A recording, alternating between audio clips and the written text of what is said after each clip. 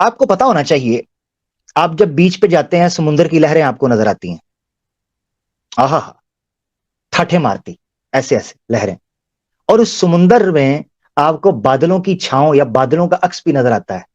تو ایسے لگتا ہے جیسے آپ نے کبھی تصویریں دیکھی ہو نا سینریز نیچر کی, تو آپ کو ایسے لگتا ہے جیسے یہ پانی ہے اور اس کے اوپر بادل, اور بادل جیسے اس سمندر کے اوپر تیر رہے ہوتے ہیں.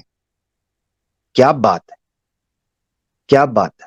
سمندر کی لہروں پر آپ کو بادلوں کی چھاؤں نظر آتی ہے, گویا سمندر کی لہروں پر بادل ہیں, ایسا اشارہ آپ کو ملتا ہے. مگر یہ تو آنکھ سے نظر آتا ہے, اس میں بڑی بات کیا تھی؟ مگر کیا خبر تھی کہ آنے والے وقت میں یہ چیز پتا چلے گی کہ گہرے سمندروں کے نیچے بھی ویوز ہوتی ہیں.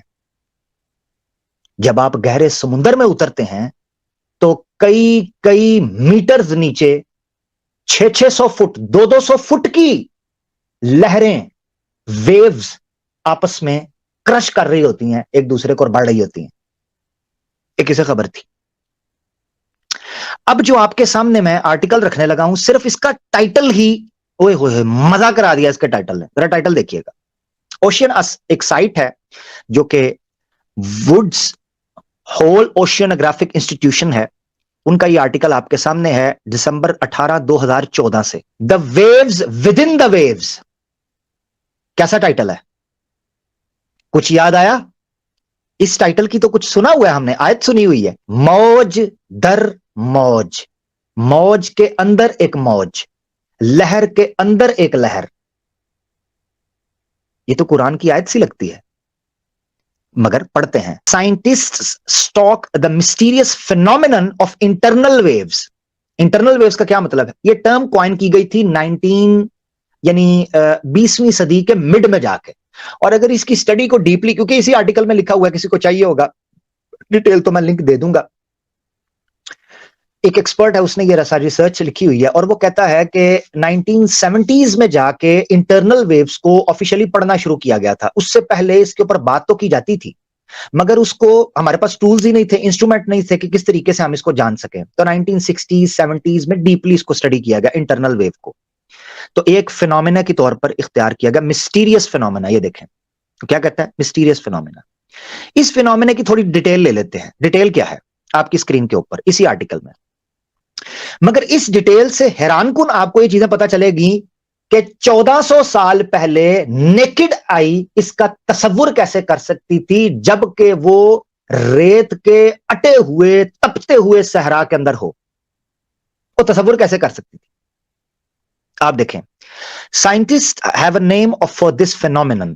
ان کے پاس اس حقیقت کا ایک نام ہے, internal waves. By definition internal waves ان کو کہتے ہیں. By definition internal waves occur in the deep. Internal waves ایک پرٹیکولر ایسی ٹرم ہے اوشینولوجی کے اندر کہ جو اکر ان دا ڈیپ, سمندر کی گہرائی میں پیدا ہوتی ہے.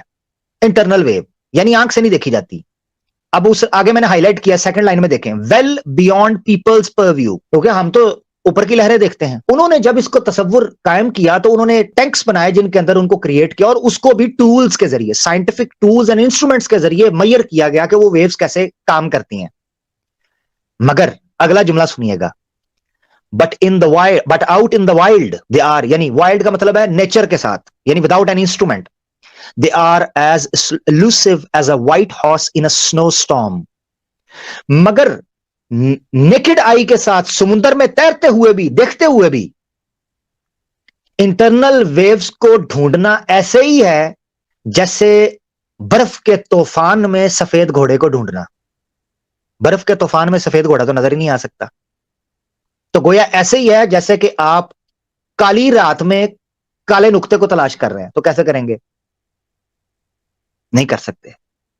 اویٹنگ گیم, آگے وہ کیا لکھتے ہیں, وہ کہتے ہیں to spot an internal view.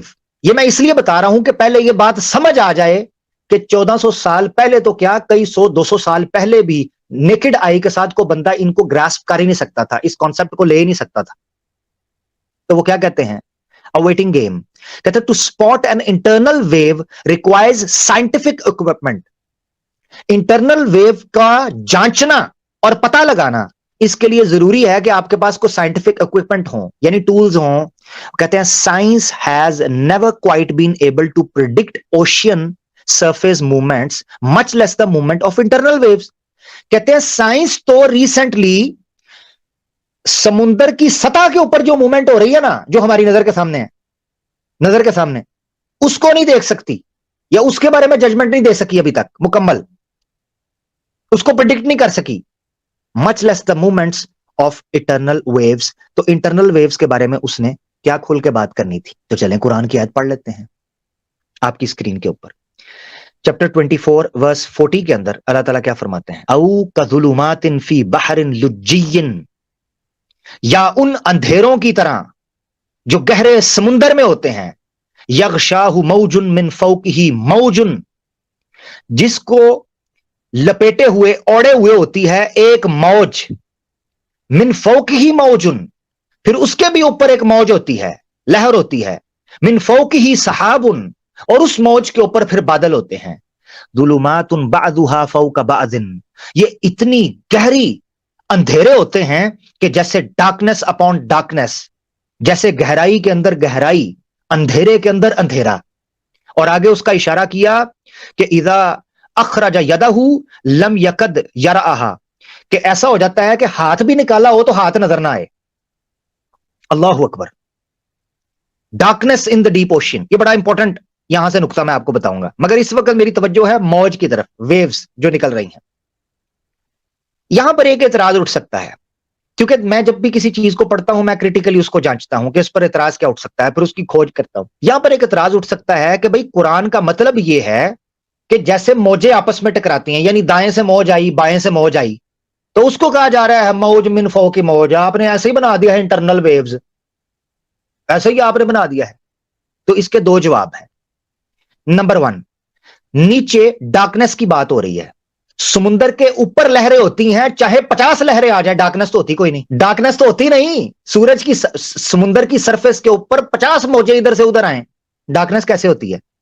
Darkness تو ہوتی نہیں. Point number 1. پوائنٹ نمبر 2 یہ ہے کہ دوسری موج کے اوپر بادل کہے جا رہے ہیں. اگر یہ موجیں سطح سمندر کے اوپر ہو رہی ہوتی ہیں، سرفیس آف دا سی کے اوپر ہی، تو یہ کیوں کہا جاتا کہ اس کے اوپر بادل ہیں؟ کیونکہ بادل تو دونوں موج کے اوپر ہونے چاہیے. یہ کیوں کہا کہ اس موج کے اوپر یہ موج ہے اور اس موج کے اوپر بادل ہیں؟ اس کا مطلب یہ ہے یہ لیئرز ہیں. اللہ اکبر. لیئرز، کہ ایک لیئر نیچے ہے، اس کے اوپر ایک لیئر ہے اور اس کے اوپر بادل ہے. دیٹ مینس کہ جو پہلی موج ہے جس کے اوپر بادل ہیں وہ سرفیس آف دا سی ہے، جو ویوز ہم نیکڈ آئی سے دیکھتے ہیں روز، جن کو ٹائیڈز سے بنتی ہیں وہ. اور کچھ لیئرز ایسی ہیں جو انٹرنل ویوز ہیں، جو نیکڈ آئی سے نہیں دیکھی جا سکتی ہیں. یہ اشارے ہیں اس میں. اب ایک اور پوائنٹ یہاں سے نکلتا تھا اسی کے اندر، چونکہ میں نے 5 بڑے رکھے ہیں، اسی کے اندر سے ایک نکلتا تھا ظلمات بعضها فوق بعض اذا اخرج يده لم يكد يراها. ٹھیک ہے، کہ ہاتھ باہر نکالیں اس سمندر کی تہہ کے اندر جہاں پر انٹرنل ویوز ہے، ہاتھ نکالیں نظر نہیں آتا. یعنی سمندر کی گہرائی میں ڈارکنیس ہے، اس کا تصور بھی پہلے نہیں تھا. اوشیانولوجی کے اندر جب ترقی کی گئی تو پتا چلا کہ روشنی جب سمندر کی سرفیس پر پڑتی ہے تو 3 سے 30% تک روشنی پہلے واپس لوٹ جاتی ہے. اور جو روشنی یعنی 7 کلرز ہوتے ہیں، جیسے رینبو ہوتی ہے، 7 کلرز میں سے 6 واپس لوٹ جاتے ہیں اور ایک نیچے تہہ میں اترتا ہے، اور وہ بھی میرے خیال سے چند میٹر کے بعد جا کر وہ بھی ختم ہو جاتا ہے. مگر اتنے میٹر تک کہ جہاں انسان غوطہ لگا سکے. یعنی انسان اگر پرانے زمانے کے اندر غوطہ بھی لگاتا ہوگا اس کو پھر بھی نہیں پتا چلتا ہوگا کہ نیچے اندھیرا ہے، کیونکہ اس کے نزدیک تو یہی ہے کہ جیسے نیچے روشنی چلی جاتی ہوگی سورج کی. مگر انٹرنل ویوز 200 فٹ 600 فٹ کی ویوز کریٹ کرتی ہیں، آج تک پتہ ہی نہیں چلا، نظر ہی نہیں آئی ہمیں آنکھوں سے. ٹھیک ہے جی، فیل نہیں ہوتی. تو یہ اشارہ تھا.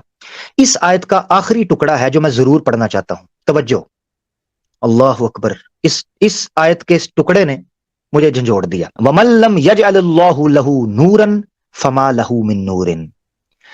جس کے لیے روشنی اللہ نہیں بناتا اس کے لیے کوئی نور نہیں ہو سکتا. 2 چیزیں پتہ چلتی ہیں یہاں سے. اللہ اکبر. وہ کون ہے جو روشنی کو، صرف بلو روشنی کو چند میٹر کے بعد روک دیتا ہے اور نیچے اندھیرا ہے؟ کہ کیونکہ اللہ جس کو روشنی نہیں دینا چاہتا اس کو نہیں دیتا. وہ ایسی تھک لیئر ہے ڈینس ہو جاتا ہے پانی نیچے جاتے جاتے کہ روشنی وہاں تک پہنچ نہیں پاتی اور ابزارب ہو جاتی ہے اور اندھیرا چھا جاتا ہے، کوئی کلر بھی نیچے نہیں پہنچتا۔ اللہ اکبر۔ اور دوسرا نقطہ، جو اللہ اس چیز پر قادر ہے کہ نظر آنے والی روشنی کو روک کر اندھیرا قائم کر دے، تو پھر اسی سے نور کی دعا کرو، اے میرے مولا ہمارے قدموں کو منور کر دے، تو نور دینے والا ہے، اللہ کے علاوہ کوئی ہدایت کا نور نہیں جاری کر سکتا۔ کون ہے؟ کون ہے؟ اسی لیے اسی بنیاد پر ہم کہتے ہیں کہ ہدایت کا نور جس کی کھوپڑی میں پہنچتا ہے وہ اللہ کے حکم سے پہنچتا ہے، اسی لیے اس سے التجا کرو، اس کے سامنے گڑ گڑاؤ، اس کے فضل اور اس کی ہدایت کے لیے۔ اتنے بڑے بڑے سمندروں کے اندر روشنی غرق ہو جاتی ہے، اسی لیے نور ہدایت بھی ان کھوپڑیوں کے اندر نہیں پہنچتا جن کو اللہ اجازت نہیں دیتا۔ اللہ سے توجہ کرو۔